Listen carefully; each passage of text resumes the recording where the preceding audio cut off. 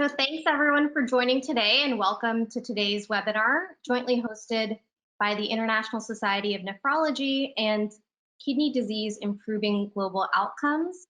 I'm Lekha Tummalapalli, an assistant professor of population health sciences and nephrology at Weill Cornell Medicine, and I'll be moderating today's discussion.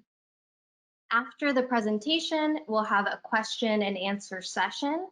Please post your questions using the questions function at any time during the session. I'm very pleased today to introduce today's speaker, Dr. Michael Shlipak, who's a professor at the University of California, San Francisco, and the San Francisco VA Medical Center, where he also serves as Associate Chief of Medicine for Research Development. Dr. Shlipak is an internationally renowned epidemiologist and clinical researcher and has contributed seminal work in early detection and novel diagnostics in kidney disease. He is the recipient of numerous awards and has published over 500 manuscripts in the peer-reviewed literature. He's also co-founder and scientific director of the Kidney Health Research Collaborative, where he mentors the next generation of clinician scientists.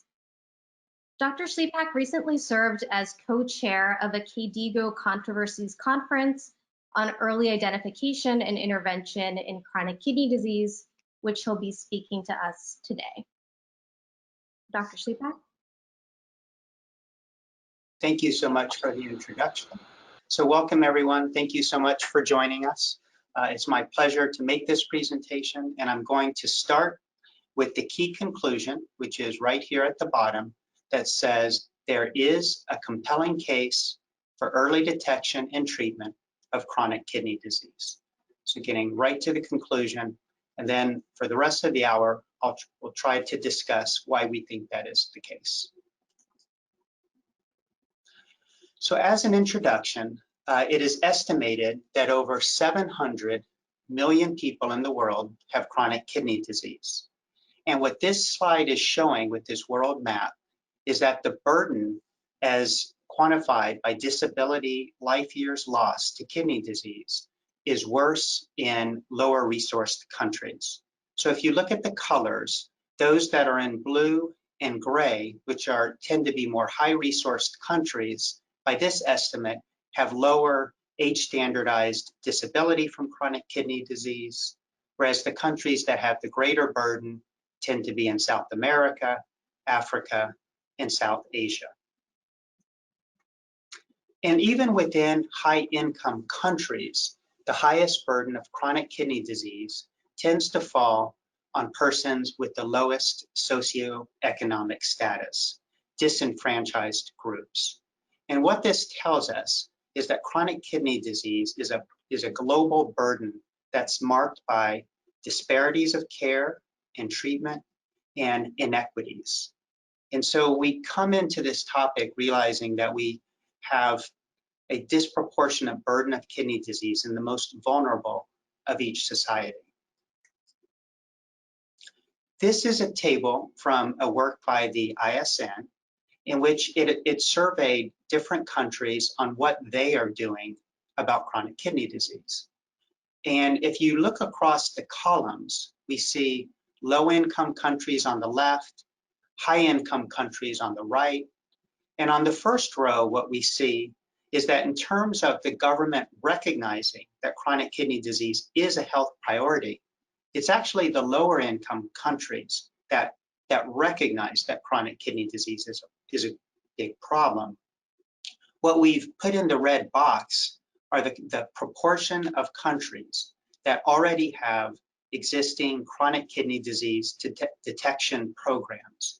And you can see across all columns, that proportion is very low. And even in the high-income countries, only 1/3 of the countries have an existing CKD detection program.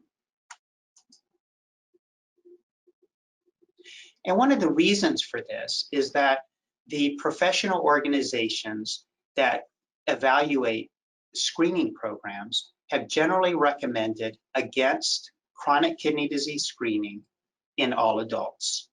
These are from what you see here. These two manuscripts are from the United States Preventive Service Task recommendations, and they have generally said there's an indeterminate conclusion on chronic kidney disease. And what that means is there has been no large screening trial to prove that screening for kidney disease will benefit the population. But we have to remember that the absence of that trial does not mean that screening and treatment would not be effective. It just hasn't been studied. And so what do we do in the absence of this evidence? What we believe is, in the absence of direct evidence to support screening, we have to make tough choices using all the available evidence.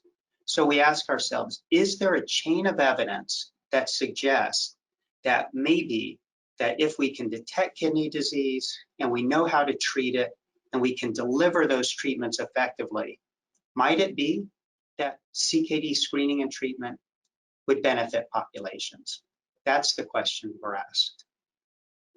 And so because there is no guidance, this Controversies Conference was organized. Now on the left side of your screen, where my pointer is, this is the cover of the KDIGO 2012 Clinical Practice Guideline on Chronic Kidney Disease.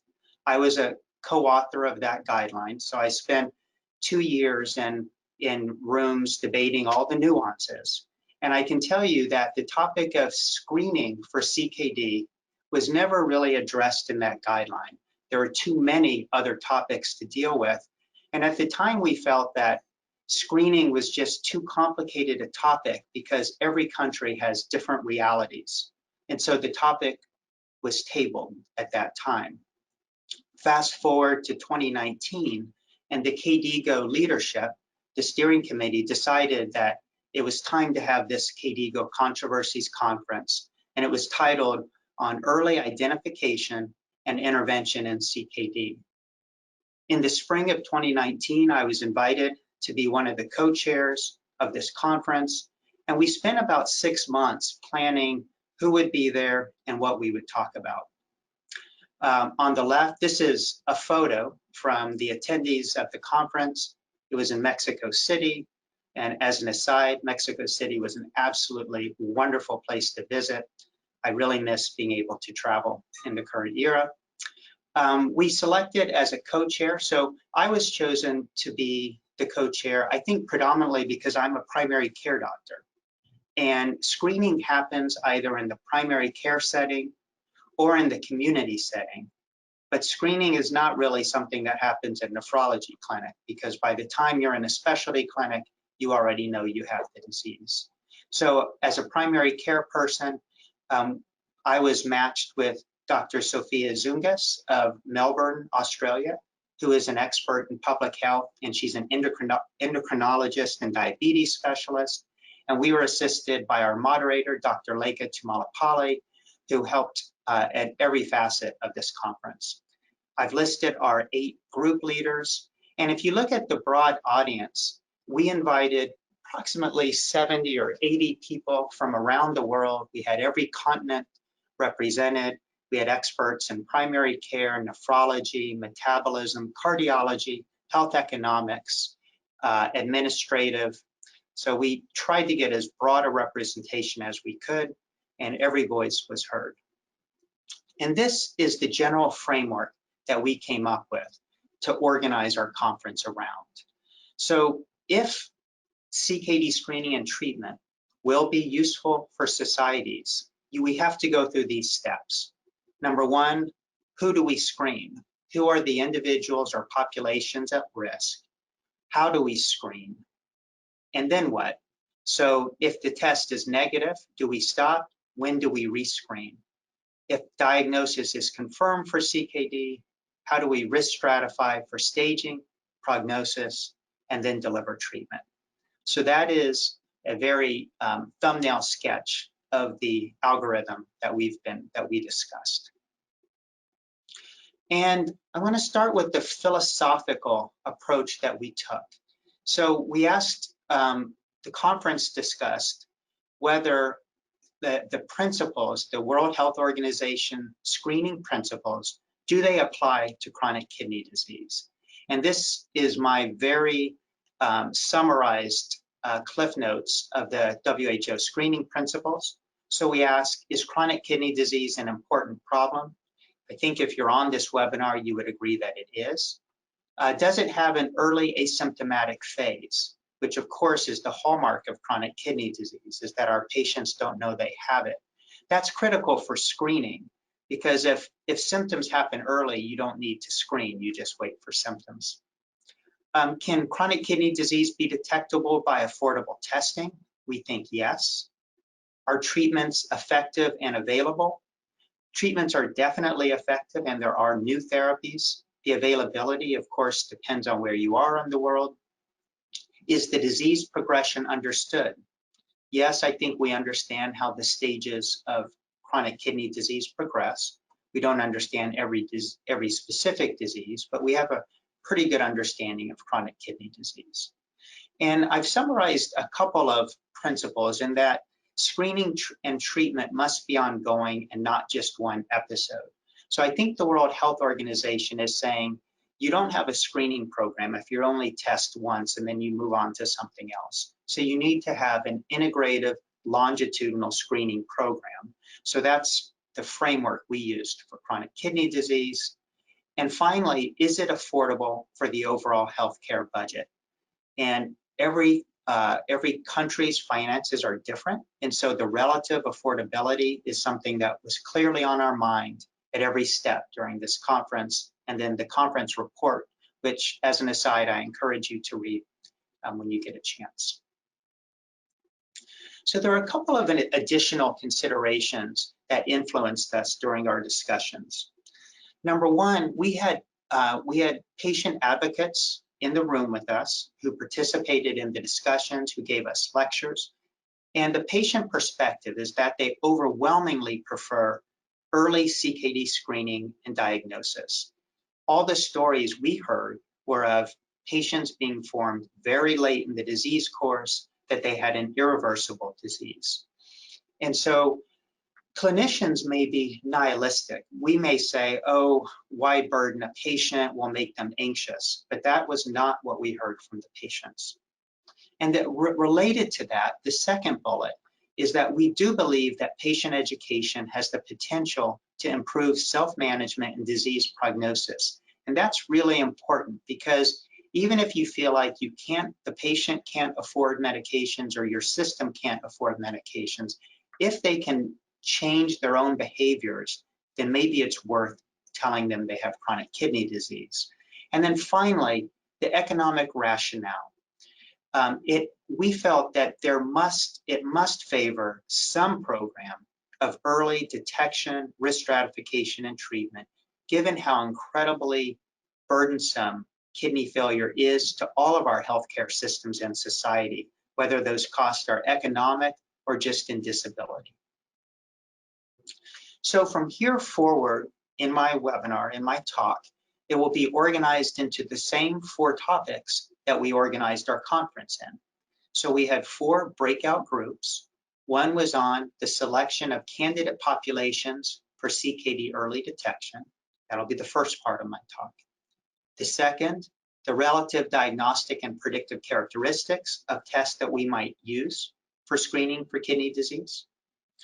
3, the evidence base for treatments that could reduce the risk of CKD progression and cardiovascular disease. Because if you have no treatments, there's really no point in aggressively screening. So treatment is the hallmark here.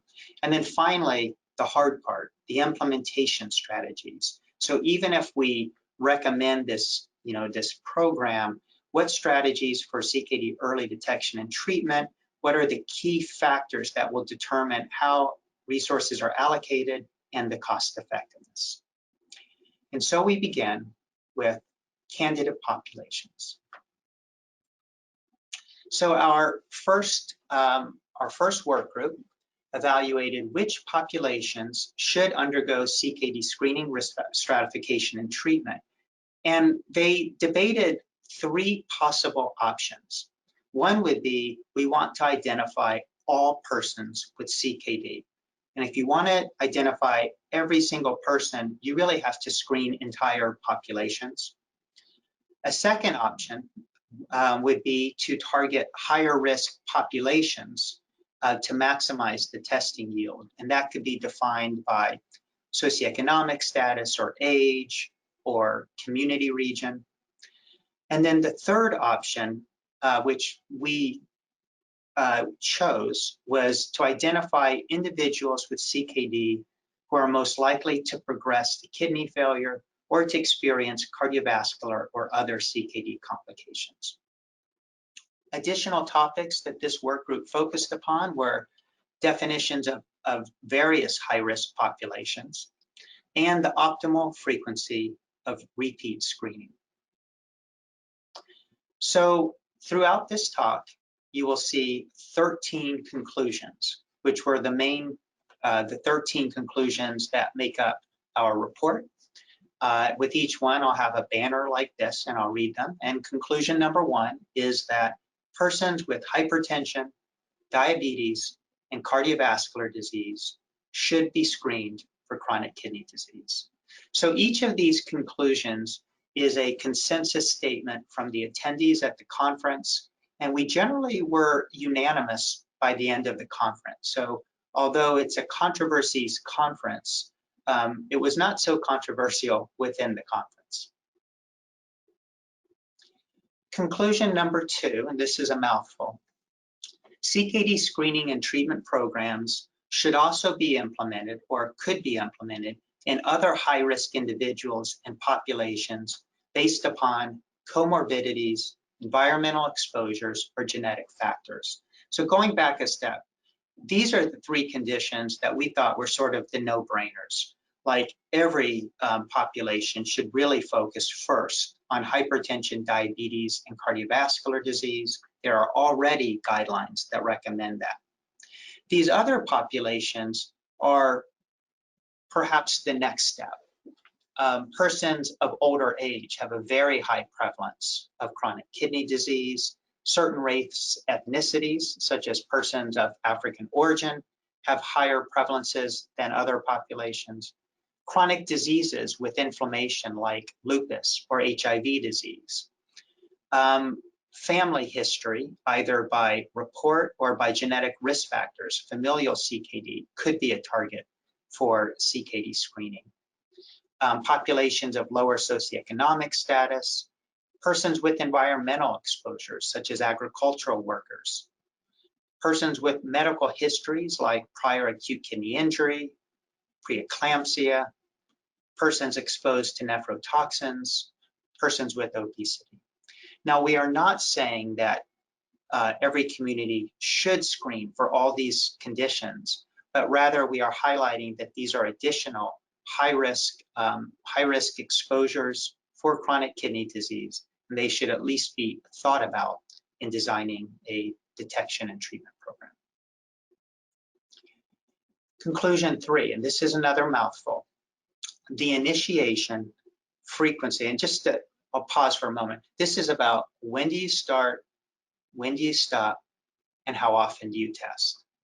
So the initiation, the frequency, and the cessation of CKD screening should be individualized based on kidney and cardiovascular risk profiles of that person and individual preferences.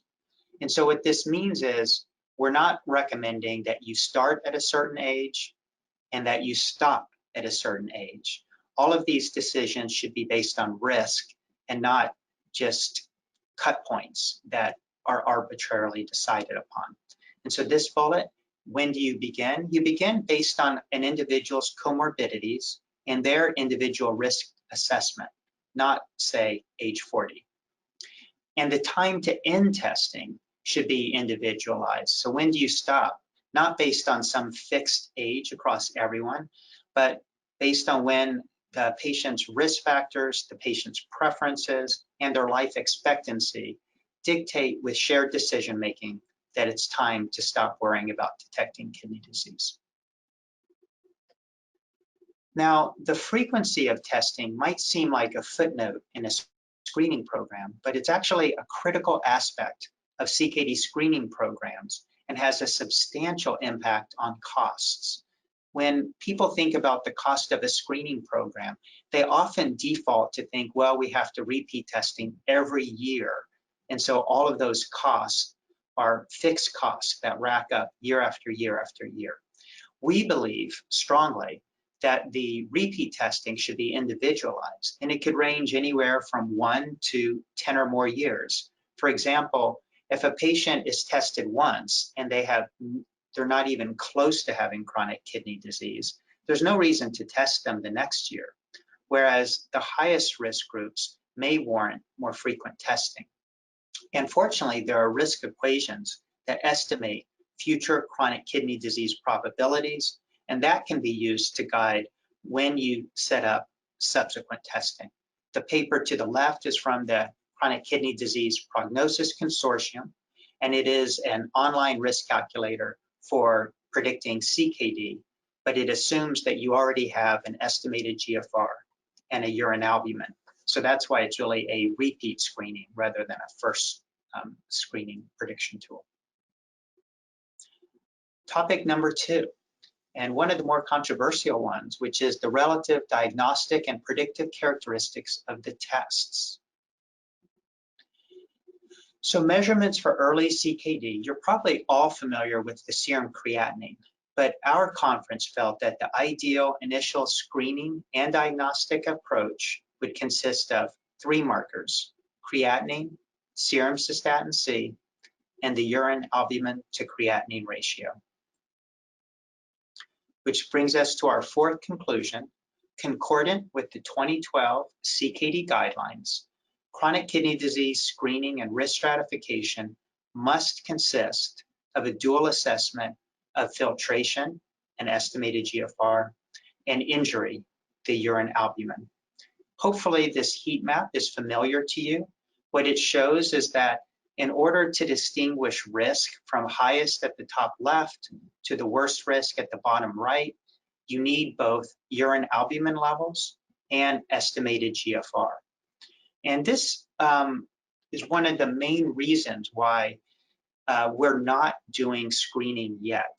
Most primary care physicians or clinicians do not use albuminuria often and are still unfamiliar with this heat map, despite it having been published 8 years ago. So this reports on how poor adherence to CKD screening guidelines is with albuminuria. So this is from the United States, so this may not be true in your country, but albuminuria testing for persons with diabetes is less than 50%. This is, Medicare is our healthcare for persons over 65, and this Optum is a large private insurance group, and in both groups, our adherence to albuminuria screening is very poor. And then for persons with hypertension alone, less than 10% are tested with urine albumin. So clearly there's this huge opportunity to improve how we use our CKD testing to detect the massive burden of disease, and we are missing a large proportion of it. Now, we're often asked for CKD screening, staging, and prognosis, can I get away with the urine dipstick? Is that good enough? My short answer would be no, I don't think it's good enough. And the reason is that in this web abstract, if you look over down to the middle bottom right, even 1+ on the dipstick only detects about 1/3 of persons with significant albuminuria, and only 78% of those with albuminuria greater than 300. So the sensitivity is just inadequate. The specificity is pretty good. The conclusions from that project, and that's not related to our Controversies Conference, but the conclusion is that urine albumin is the preferred measure to detect albuminuria. If it's really not available, then you can predict the albuminuria from a dipstick protein, which is probably better than nothing, but we strongly advocate in countries with adequate resources that CKD screening be done with the urine albumin. Conclusion number 5, Accurate GFR estimation includes both creatinine and cystatin C measurement for initial diagnosis and staging. Why do we need cystatin C, you may be wondering? So I present this slide, which also comes from a meta-analysis from the CKD Prognosis Consortium. I happen to have led this meta-analysis back in 2013. What we see on the x-axis is eGFR levels from the lowest 15 on the left to 120 on the right, and we're looking at mortality risk on the y-axis. So I want you to start by looking at the black curve. This is creatinine. So what it's showing is with eGFR creatinine, you cannot detect mortality risk until the eGFR is 60, which means you're really not detecting early disease. You can only detect it once it's established. And then you have this upward slope where it looks as though better GFR gives you higher mortality risk, which is of course impossible. And that's because your serum creatinine level is both telling you about your kidney function, but also your muscle fitness, how much muscle you have, how much you use it. And this yin yang of creatinine being bad if it's from your kidneys or good if it's from your muscles is why it's really not a specific enough test of kidney function. In contrast, cystatin C in the red curve is detecting mortality risk just under 90. It has this linear slope all the way up, and there's no J curve. And that's why it's a better filtration marker. This is another reference. This came out last year from the UK Biobank, which is an amazing study of 440,000 persons in the general population. And in this case, they looked at cardiovascular risk, and they found that both cystatin C and albuminuria improved the prediction of cardiovascular disease across this large population in the UK. And they found that creatinine was not useful for predicting cardiovascular disease. And as you likely know, cardiovascular disease is really the main complication of chronic kidney disease. Overwhelmingly, persons with CKD die far more often from cardiovascular disease than they do from kidney failure itself. Now, cystatin C has an important additional advantage in that the GFR estimates do not require the incorporation of a race coefficient, which is required for creatinine. Now, wherever you're listening from, you're probably aware of that creatinine may operate differently for GFR in your population compared to the populations where the equations were developed. Cystatin C is far more egalitarian across populations in its GFR estimates.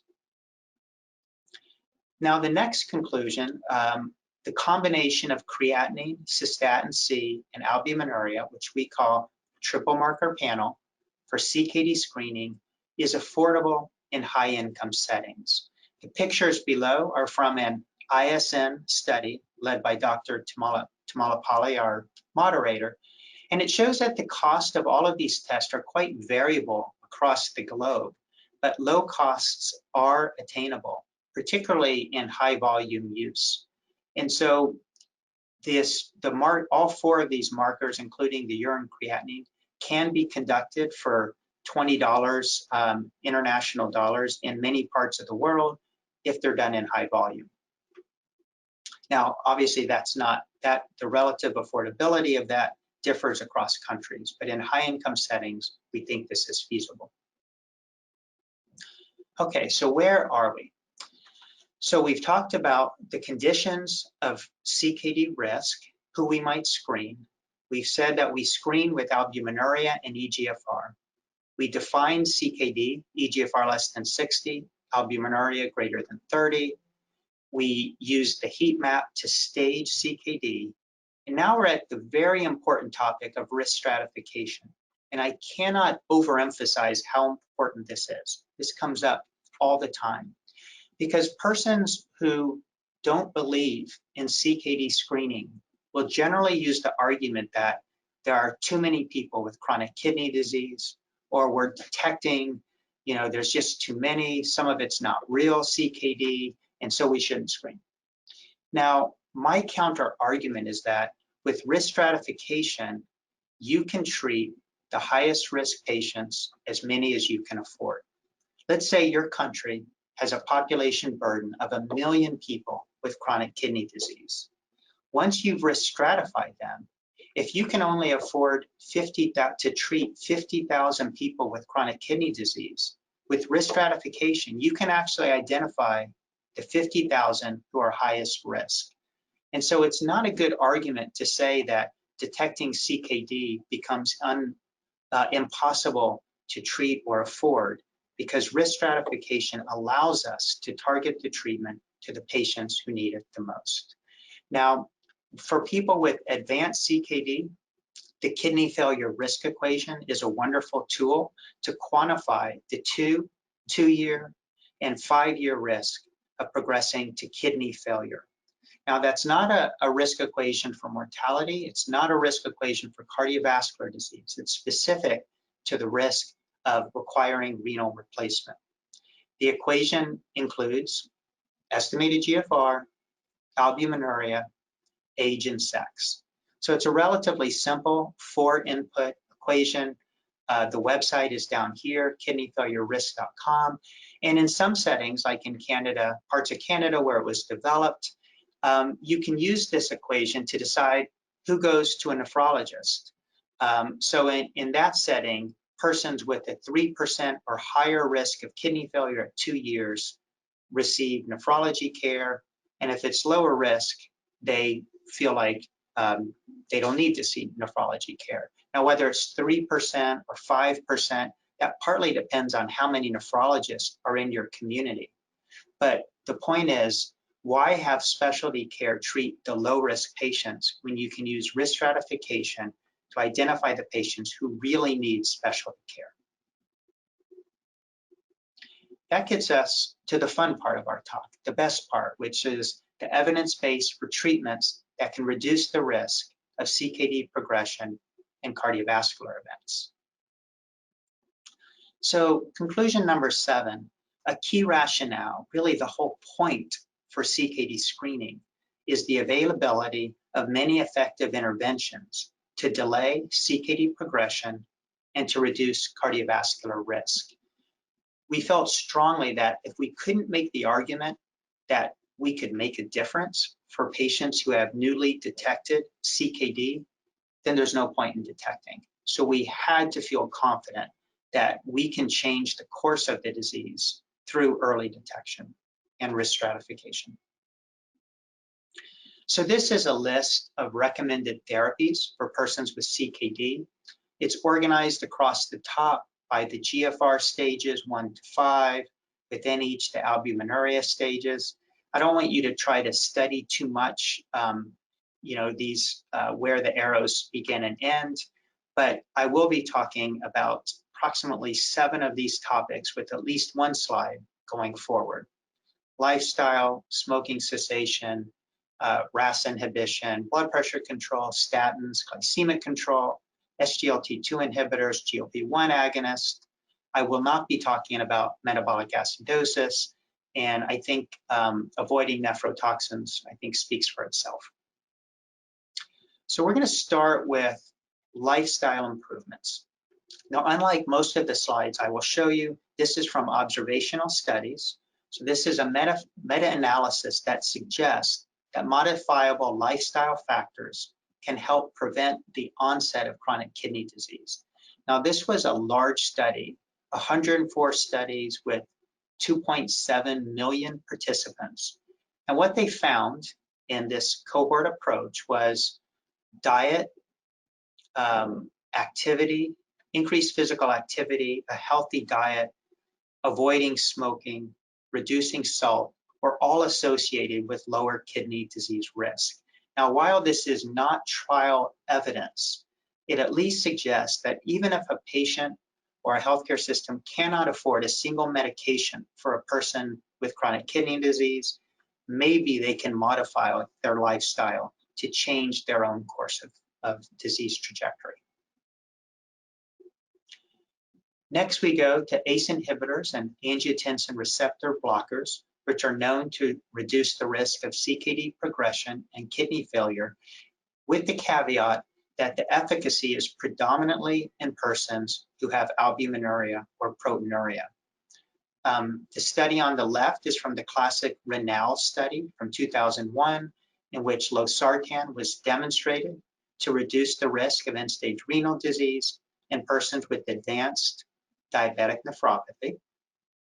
On the right, we have a meta-analysis that is really showing that all ACE inhibitors and all ARBs appear to be beneficial for lowering the risk of kidney failure in persons with albuminuria or proteinuria with or without diabetes.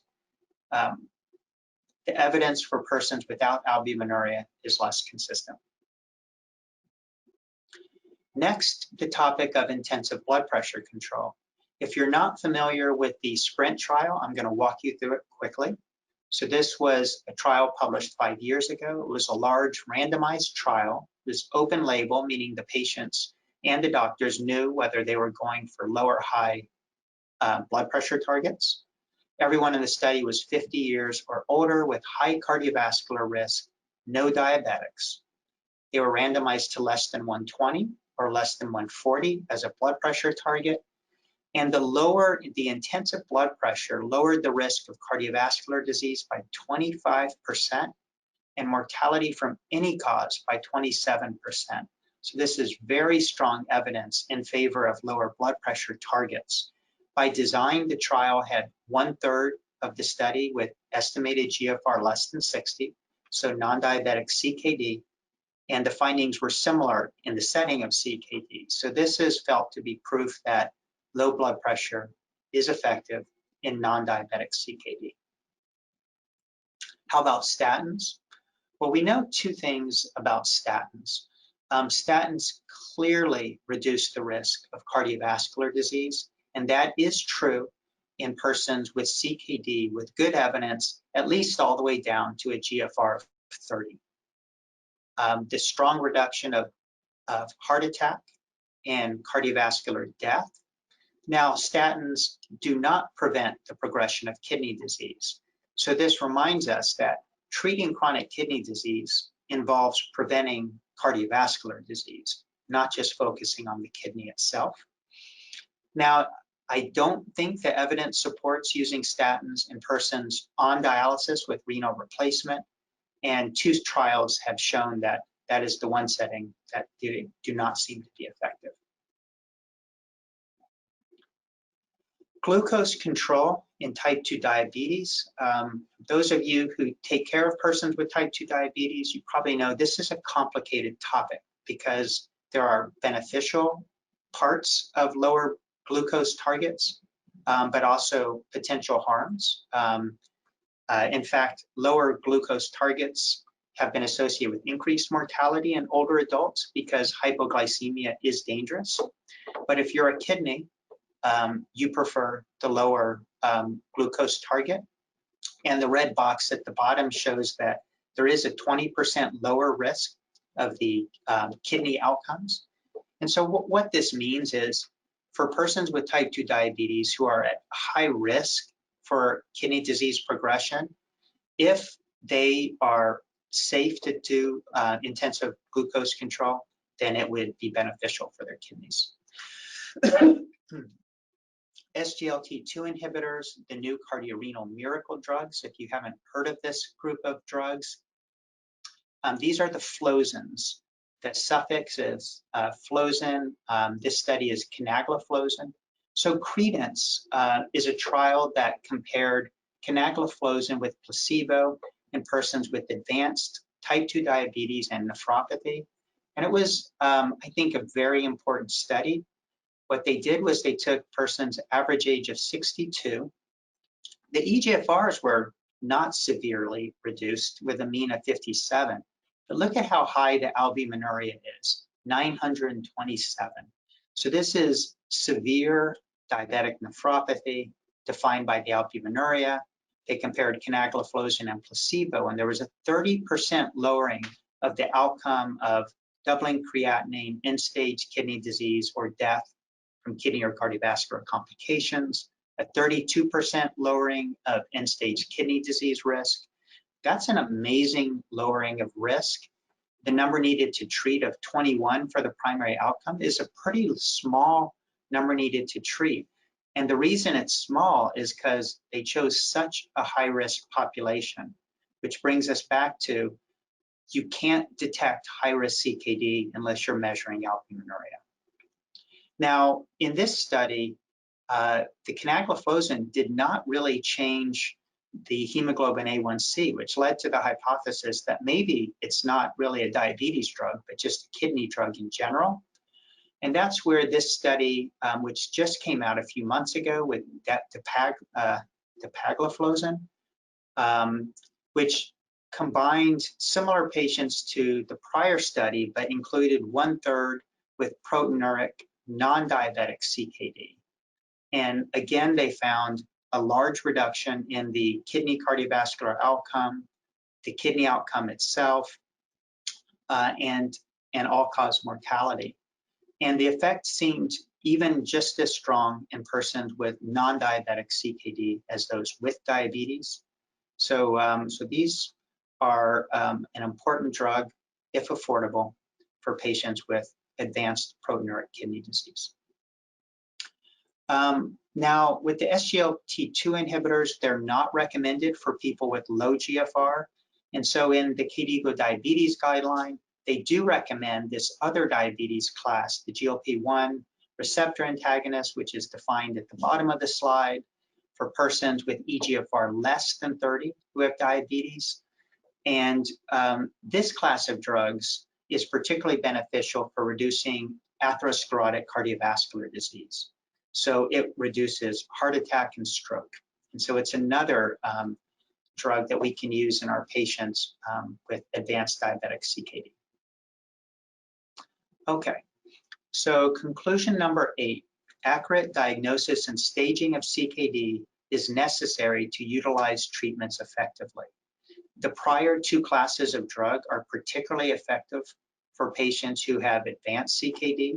And so this emphasizes the importance of risk stratification, particularly if resources are limited. Prevention is great. The drugs may be effective for persons with early stage disease, but in terms of really utilizing healthcare resources for the patients at highest risk, you need to stage CKD with eGFR and albuminuria and use that staging to guide the therapies. And this is a summary of all the treatments I've talked about and several others. Conclusion number 9 is that we need to engage our patients. That's a critical component of efforts to screen and treat CKD. The benefits of engaging patients, they become more activated, they're more likely to access healthcare, they will be more adherent to their medications, and that will facilitate timely referral for nephrology care, nutrition, diabetes education. And this summarizes some of the evidence that patient education can help with avoiding NSAIDs, diet modification, and blood pressure control. Now we're at the hard part, which is actually implementing this into our healthcare settings to take advantage of all of the potential. And so our conclusion 10 is that CKD screening and treatment efforts require multi-stakeholder implementation strategies to overcome the many barriers to high quality CKD care. And there are few places on this planet that are delivering high quality CKD care for the whole population right now. So I think we all need to work on this. There are patient-related barriers. Our patients don't know much about chronic kidney disease and its risk. And there are social risk factors such as the burden of limited financial resources and low health literacy. Healthcare system-related barriers include the perceived lack of urgency among primary care doctors. They don't know much about early CKD. They don't know about our guidelines. They don't have incentives for intervening for CKD. And we don't have quality measures to define how well our systems are delivering CKD-specific care. And communication could be better between all specialties. So as we imagine a CKD screening, risk stratification, and treatment programs, we spend a lot of time thinking about how do we know if it works? Do we have to show that we've reduced the number of people on dialysis to say whether this works? And so to address that, we came up with varied outcomes that can be shown that even in a local clinic, that an intervention works. And we'll start with the process. Are we screening with the test? Are we following them up? Are we counseling on lifestyle? Are clinicians aware that the patient has CKD and are they documenting that? Are the patients adherent? Are we referring appropriately? Are medications available? So those are process outcomes. Patient-centered outcomes. Are the patients aware? Are they satisfied? Are they getting the education they need? Do they trust their doctors? Can we meaningfully improve their quality of life? And are they involved in shared decision-making for the choice of modality and renal replacement? There are intermediate clinical outcomes that a healthcare system could demonstrate that shows that this intervention is working. If your patients have better blood pressure control, glycemic control, if they're using statins, if the appropriate patients are on an ACE inhibitor or an ARB, if the right patients are getting an SGLT2 inhibitor, if the patients are vaccinated, if we're managing complications, preventing adverse events, if these things are happening, the patients will have better outcomes. You don't have to prove that you've saved lives. If you can get the process and these clinical measures in line, then your patients will have better outcomes.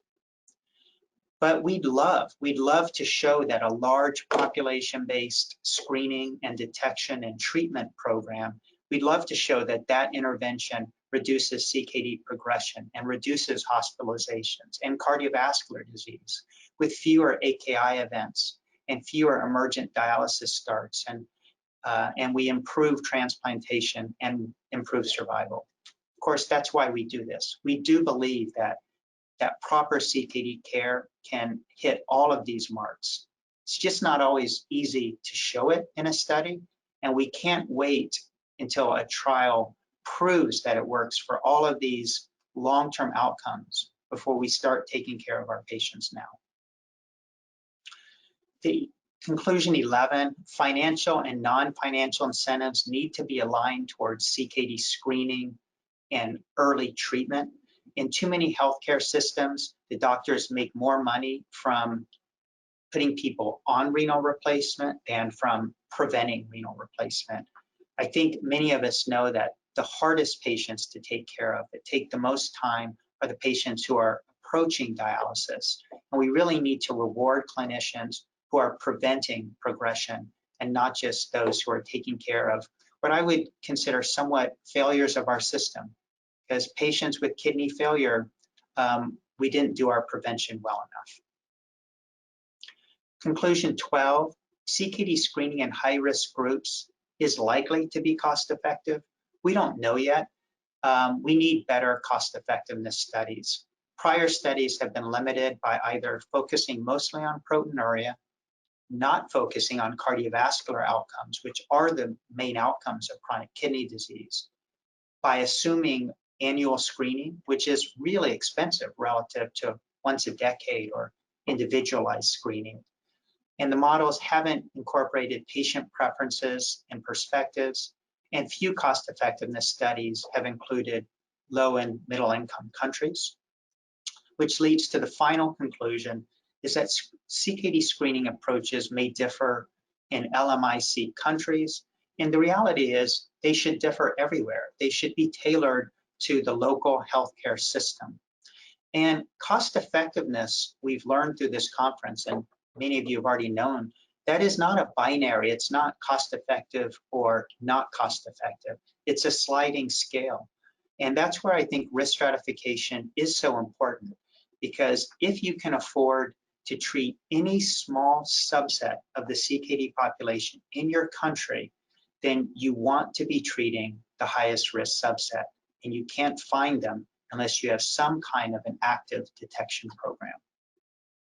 So in conclusion, the KDIGO Controversies Conference participants were unanimous that the bulk of evidence supports systematic approaches to screen, risk stratify, and treat persons with CKD. And because interventions to slow CKD progression and reduce CVD risk are evidence-based, then we should focus on strategies to maximize how we deploy our screening and our treatment efforts. Pragmatic trials should be designed, and I encourage and urge you to do so. Design trials to test how CKD interventions will work in your population using any combination of measures that are that work for your community. And implementation efforts will require engagement of policymakers, local clinicians, the broad community, and the broad stakeholders, and it will be an iterative process. This slide, and I'll go back to it, this slide has the list of 13 conclusions. It's in the document that is online and free to access. I want to thank the ISN and KDIGO for organizing this webinar and inviting me to talk with you, and our sponsors from AZ. Thank you. I think we're ready for questions now. Wonderful. Thank you, Dr. Shlipak, for that wonderful talk. We have a lot of questions in the questions pane, and any questions we don't get to during today's session, we will provide written answers after the session. There's been some questions in the chat if the slide deck will be shared. So the recording of this webinar will be shared, but the slide deck exactly will not be shared, but the recording of this webinar will be shared. Okay. We have a couple of questions surrounding the evidence base for treatments in CKD. So I'll go through a few of those. So one question asks, is it good to provide ACE inhibitors and ARBs in cases of CKD stage 3 to 5 not on HD? So yes, there is strong evidence to treat patients with CKD stage 3 and 5 with ACE inhibitors and ARB therapy if they have elevated albuminuria. So if the patients are proteinuric, there's limited evidence in patients that are not proteinuric, but if they have comorbid CHF, then they might still benefit from ACE inhibitor therapy. There's a question about SGLT2 inhibitors. So the question is, are there any hazards for SGLT2s with lower eGFR apart from decreased efficacy? So to my knowledge, the DAPA CKD study goes down to an eGFR of 25, and then EMPA kidney, when it comes out, goes down to, the evidence will go down to an eGFR of 20. And so once we have the EMPA kidney trial results, we will have more evidence down to an eGFR of 20. It's important to add to that that's at enrollment. And within those studies, once the patients were on the SGLT2 inhibitors, they do continue taking them all the way until they have renal replacement. So they're not stopping them, you know, with the GFR of 15. They're just not starting. And so, yeah. So great question regarding SGLT2 inhibitors. We have a question regarding 24-hour urine protein. So does 24-hour urine protein have a role in screening patients with early CKD? So just to clarify Dr. Shlipak's conclusions in the beginning of the talk about screening patients with hypertension, diabetes, and cardiovascular disease were for patients without known CKD. So in patients that we know don't have CKD, or in patients whose status is unknown. So those screening conclusions apply to those patients. So for patients with established CKD, 24-hour urine protein can be used if we feel that the UACR or the UPCR might be inaccurate, such as in patients whose creatinine excretion is very high or very low.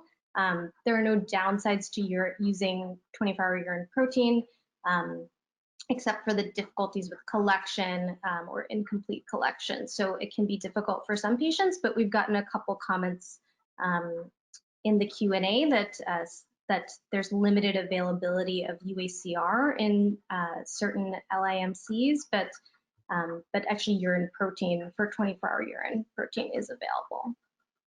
interesting, thank you. So this is a really excellent question for you, Dr. Shlipak. So this is regarding the SPRINT trial. And the respondent wanted you to comment on the caveats of the SPRINT trial.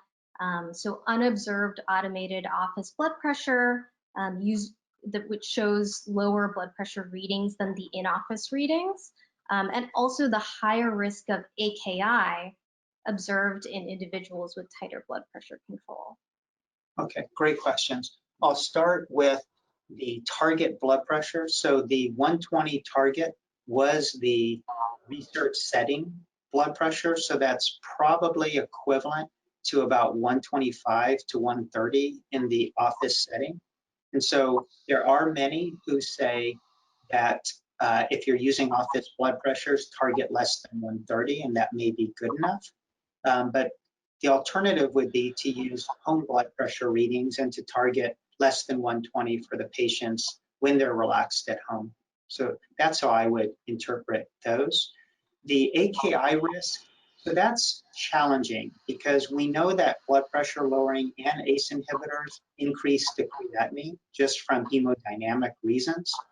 And our sense is that many of those AKI, sort of events that were recorded are caused by the hemodynamic effects and not irreversible injury to the kidneys.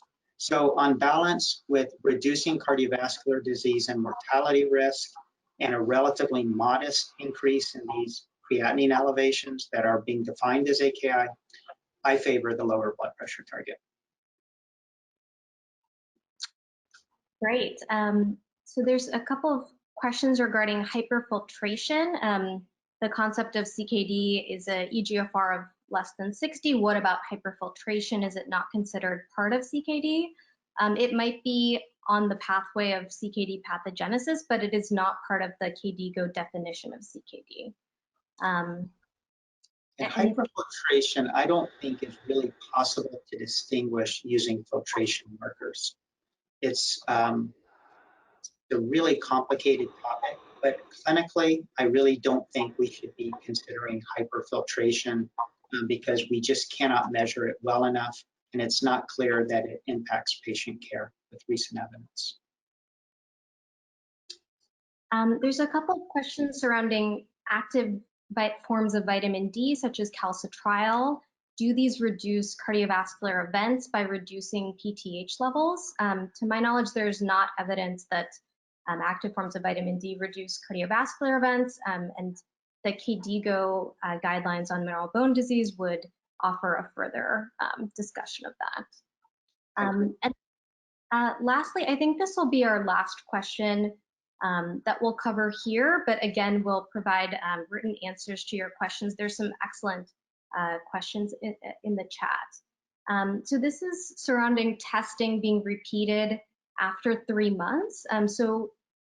There's a couple of respondents asking, does the testing need to be repeated in 3 months? And what is the false positive rate for one-off screening if it would not be repeated in 3 months? That's such an important question. Thank you for asking it. So yes, it's important to repeat testing to confirm disease, but it's not critical that you wait 3 months to start treating your patient. And so I think it depends where your patient is on the heat map. If your patient has advanced CKD, then it's very likely they will still have advanced CKD if you repeat the test in 3 months. If the patient is barely into the CKD category, like the eGFR is 55, then sure, it's fine to wait, and there may not be specific therapies that you need to begin. And so part of this is it's common sense, but we think it's critical that we don't wait for confirmation to treat patients who are high risk. So if I can say that clearly, high-risk patients need to be treated right away, and that is more important than confirming 3 months later. Great. Well, there's just one comment that I'll touch upon. So did I understand correctly that the consensus did not recommend annual UACR and eGFR screening in high-risk patients such as diabetes? The ADA does recommend this, and there's a new performance measure. So that is not the case. We do recommend screening in diabetic individuals for CKD. In our controversies conference, we did not comment on the frequency, but we would agree with the ADA recommendations. Yeah, and then for non-diabetics, just beginning any albuminuria screening will be a great step forward, but that would not have to be annual in non-diabetics. So thank you everyone for your interest in this topic and the fantastic attendance today at today's webinar. So we'll be in touch with further materials, and we want to thank Dr. Michael Shlipak for the excellent presentation today. So thank you everyone. Thanks.